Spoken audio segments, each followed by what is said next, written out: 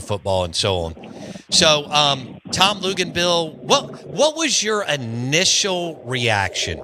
I mean, yeah, I think some people thought, yeah, Shedeur can fall to the second or third round. But as it all unfolded over the weekend and he was finally picked, what was your initial reaction to this, Luke's? Well, going into the draft, my reaction would not have been surprised at all if he didn't get taken in the first or second round, because I knew there were guys in the league that, number one, didn't have him on the board. Number two, certainly didn't have him as a first or second round draft choice. So that part of it did not surprise me at all. Now, let's not forget that as this unfolded and you started to see him continue to drop, we ignore the fact that Will Howard dropped coming off of a national championship. Quinn Ewers continued to drop coming off of 2 college football playoff appearances and helping to transform the Texas program. There were plenty of other guys out there, too, that fell into the same deal. The problem is, and I think this is where the storyline comes, is Shedeur Sanders was over-evaluated as a first-round draft choice. And you go back to, Deion Sanders and his initial tweets about, well, he's going to be a top 5 pick. He's going to be a top 5 pick. The problem is, in the NFL, nobody really believed that.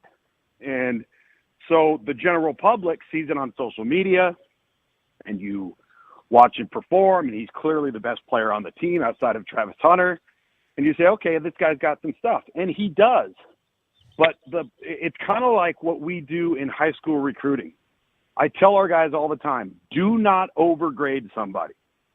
Because the moment you overgrade them, you have nowhere to go but down. At the end of the day, it may not be popular, but undergrade a little bit if you have to, so that you leave that cushion, that ceiling for development and growth and maturity. The exact opposite happened here with Shedeur. So he's put in an impossible position, and it was a bit of a house of cards because of everything going on around him and the entire package and the circus and whatever you want to call it. And at the end of the day, Bo, I mean, let's call this what this is. Billionaire owners don't like being told what to do. No. They don't like being meddled with. Coaches don't want to deal with distractions. And if we're going to be truly honest, as much fun as it's been to watch this over the last, 2 years, it hasn't helped because it was self-created. It was created by Shedeur and the family and Coach Prime, and now what they're experiencing is the downside to it. And you may say, oh, well, that doesn't mean he's not going to be a great player. No, it doesn't mean that. He might be a fantastic player. He might be a great player. But player evaluation is subjective, and everybody's going to have their opinion. And if there's something about the player that worries them, then they are well within their rights to say, you know what, this isn't for us. And it seems like an awful lot of teams in the league felt that way.